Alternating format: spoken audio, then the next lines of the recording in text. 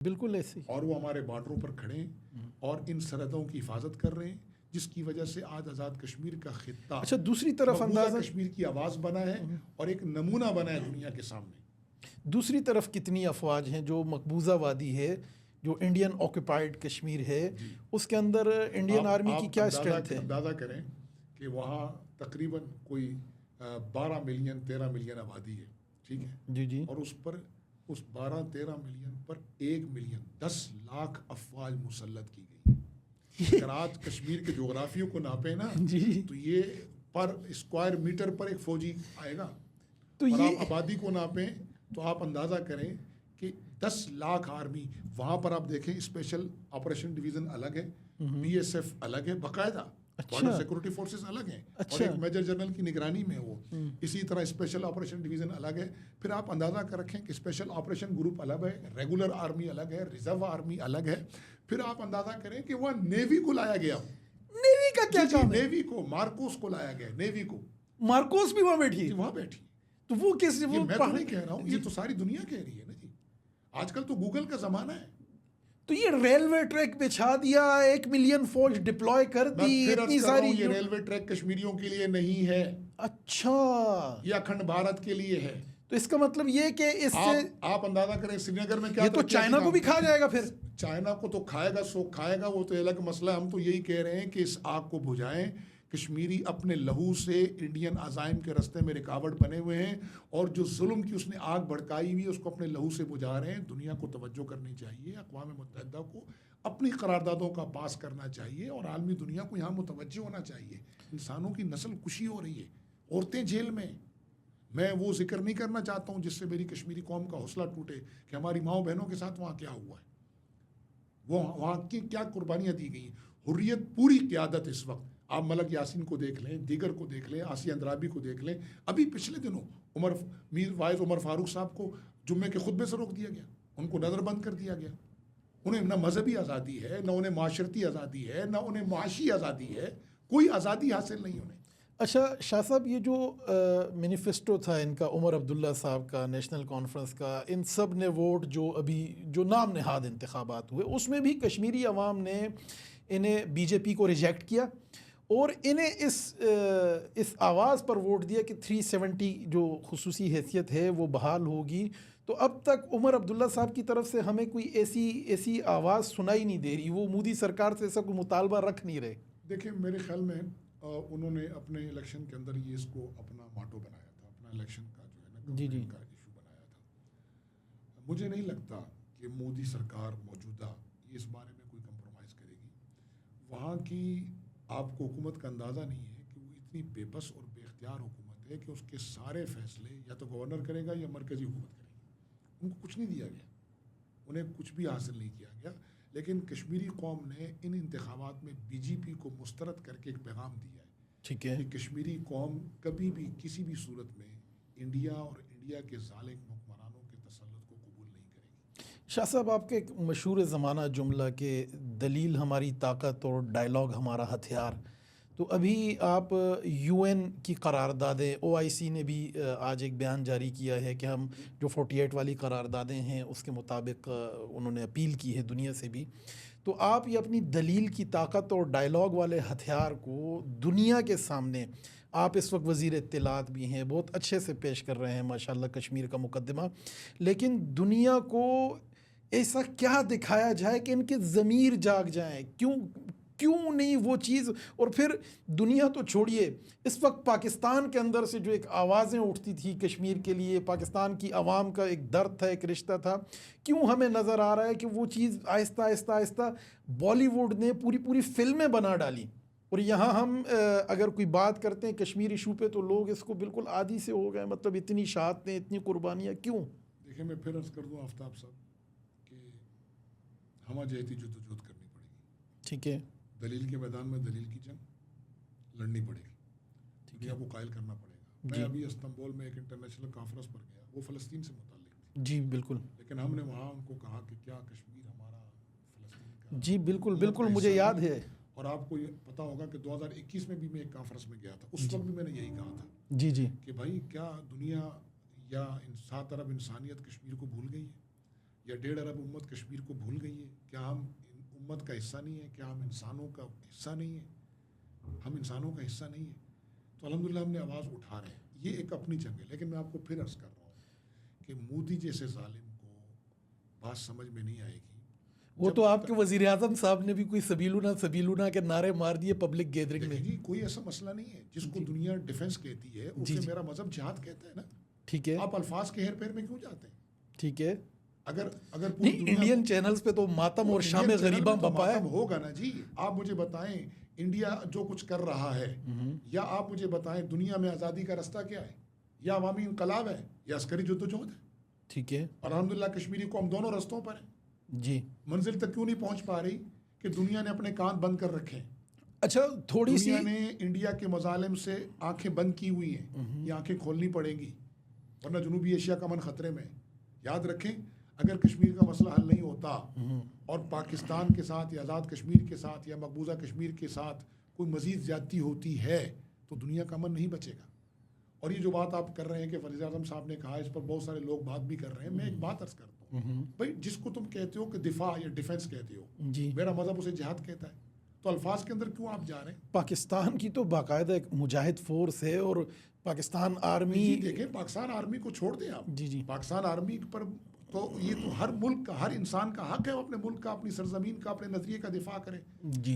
America जब आज से 20 साल 22 साल पहले है, 24 साल 23 साल पहले जब अफगानिस्तान में आया था तो क्या कहकर आया था? मैं अपने दिफा के लिए आया हूँ। जी।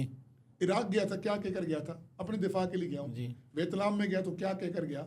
अपने दिफा के लिए गया हूँ। भाई अगर दुनिया को 7 समंदर पार करके दिफा करने का हक हासिल है तो क्या अहले कश्मीर को अपने ही मुल्क में, अपनी ही सरजमीन पर, अपने ही ईमान, अपनी ज़मीन और अपने नज़रिए के दिफा का हक नहीं है?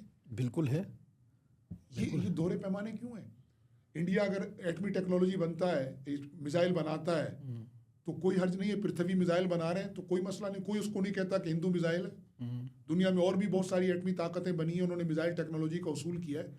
पाकिस्तान का तो जोग्राफिया ऐसा है, पाकिस्तान के तो मसाइल ऐसे हैं, और ये मेरी मजहबी जिम्मेदारी भी है कि वाइदु लहुम मस्ततातुम मिन कुव्वा, बिल्कुल, कि मैं तैयारी रखूं हर वक्त।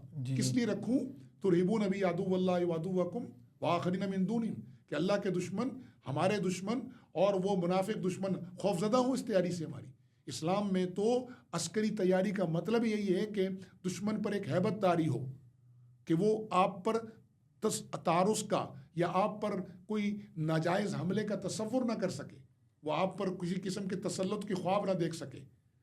तो पाकिस्तान को भी अपना हक हासिल है, कश्मीरी कौम को भी हक हासिल है अपने दिफा का भी, अपने ज़मीन के दिफा का, अपने ईमान के दिफा का, अपने नज़रिए का।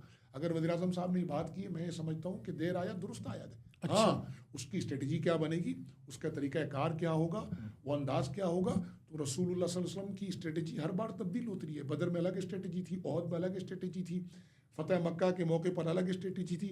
हमारे सामने दोनों मॉडल्स हैं।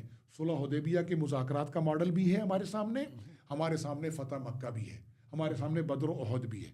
तो हम रसूलुल्लाह सल्लल्लाहु अलैहि वसल्लम की उम्मती हैं, और मैं इस मौके पर यह कहना चाहता हूँ कि खामा-खा का वावेला ना किया जाए।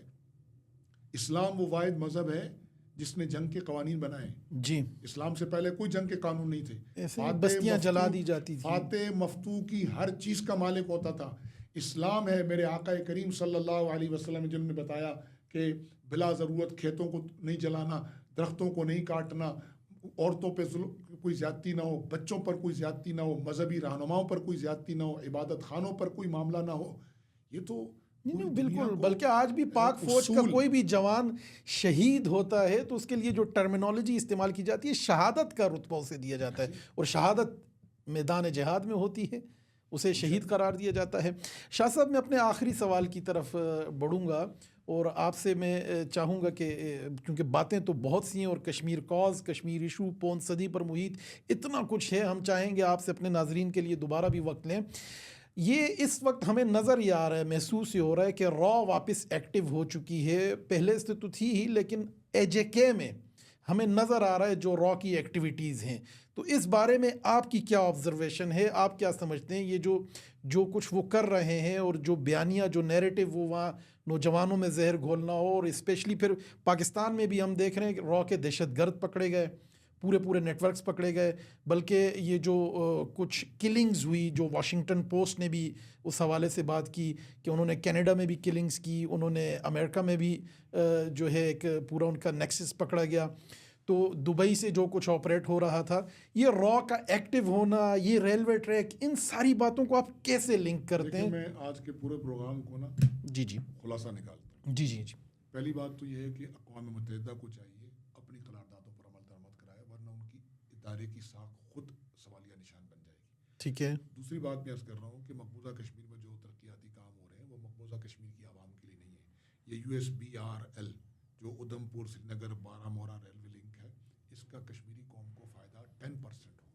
90% ये अखंड भारत का ख्वाब है।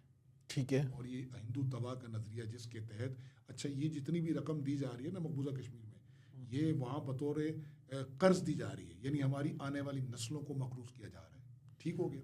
तीसरी बात मैं अर्ज़ करना चाहूँगा कि कश्मीर में नस्ल कुशी हो रही है, बिलखुसूस 1989 के बाद बहुत बड़े पैमाने पर नस्ल कुशी हो रही है। बिलखुसूस 2019 के बाद कश्मीरियों की किसी भी प्लेटफॉर्म पर सुनवाई नहीं है।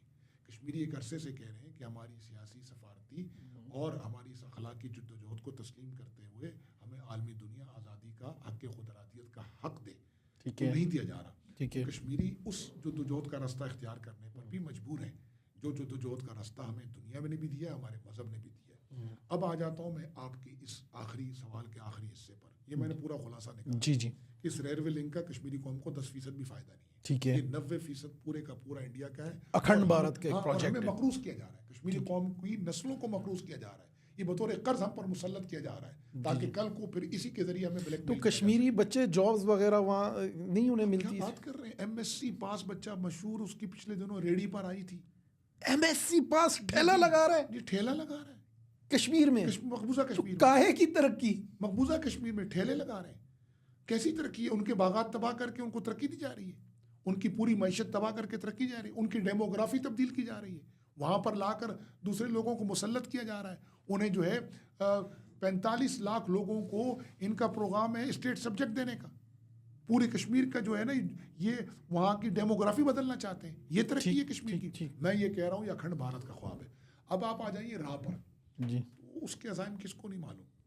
कनाडा में क्या हुआ जी, बरतानिया में क्या हुआ जी, पाकिस्तान में क्या कुछ हो रहा है जी। दुनिया को चाहिए कि इनको रोकें। आप कह रहे हैं दोबारा एक्टिव हुई है, मैं ये कह रहा हूँ कि वो अनएक्टिव कब थी? ठीक है। अनएक्टिव कब थी? आप हिंदू तबाह के नज़रियात को अगर समझें, आपको अंदाज़ा हो कि ये हिंदू तबाह के नज़रियात इस पूरे खित्ते के लिए, सिर्फ मकबूजा कश्मीर के लिए नहीं, इस पूरे खित्ते के लिए नासूर है। बल्कि मैं ये कहूँगा कि ख़ुद भारत के अंदर बसने वाली तमाम अक़लियतों के लिए नासूर है ये नज़रियात। ठीक है। और अगर दुनिया ने इनको ना रोका तो फितरत तो अपना रास्ता लेगी, नेचर अपना रास्ता लेती है। ठीक है। इसलिए हम ये कह रहे हैं कि कश्मीरियों की आवाज़ पर कान धरें। हमारी ख्वाहिश ये है कि अल्हम्दुलिल्लाह आपने देखा कि पाकिस्तान को सलामती कौंसिल का गैर मुस्तकिल रुकन बनाया गया है। हम ये समझते हैं कि इंशाअल्लाह पाकिस्तान पहले भी हमारा मुकदमा लड़ रहा था, अब भी मज़ीद बेहतर अंदाज में हमारा मुकदमा लड़ेगा। और हम ये समझते हैं कि इंशाअल्लाह हम एक इंटरनेशनल कॉन्फ्रेंस करवाने जा रहे हैं। हो सकता है वो नेक्स्ट मंथ में ही हो जाए। अच्छा। हम पूरी दुनिया से मंदूबीन को बुलाएंगे। ठीक है। ये पहली कश्मीर में इंटरनेशनल कॉन्फ्रेंस होगी कश्मीर इशू पर। मुजफ्फराबाद में हम कश्मीर और फ़लस्तीन इशू दोनों को इकट्ठा करके कॉन्फ्रेंस बुला रहे हैं। ठीक कि है। दुनिया के मजलूमों की आवाज़ सुने आप, ठीक है। और उस मजलूम आवाज़ को सुने और उस पर कान धरें ताकि दुनिया में अमन हो। ठीक है। मुसलमान तो वो शजर सायादार है जिसके नीचे गैरों ने भी आराम किया है। ऐसे ही है। आप जितनी भी हमारी पुरानी जितनी खिलाफतें देख लें, आप उन तमाम खिलाफतों को देख लें, वहाँ तो यहाँ हिंदुस्तान में आप देख रहे हैं ये मुगलिया सल्तनत जी के ज़माने में किस कदर लोगों को हिंदू भी अमन माशी आशी, बिल्कुल बिल्कुल, और मजहबी आज़ादी थी सारी दुनिया के सामने। मंदिर बने, सब कुछ हुआ किसी को। बहुत शुक्रिया जनाब मज़र सईद शाह साहब। नाज़रीन किराम, आपने देखा कि पीर मज़द सईद शाह साहब ने कश्मीर का मुकद्दमा इंतहाई मुख्तसर वक्त में जामे अंदाज से पेश किया और दुनिया को बताया कि ये सिर्फ इस रीजन ही नहीं बल्कि पूरी दुनिया के लिए अगर अखंड भारत के नज़ाइम की राह में कोई बंद ना बांधा गया तो ख़तरे का सबब बन सकता है। आपकी जो भी आरा हों, तजावीज़ हों या मशवरे हों, कमेंट सेक्शन में आके दे सकते हैं। देखते रहिए विजन पॉइंट।